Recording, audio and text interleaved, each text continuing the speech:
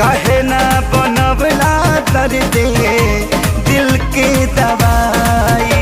सपना रहल अधूरा सोचल भइल न पूरा, गुजरीले दुख के दौर से।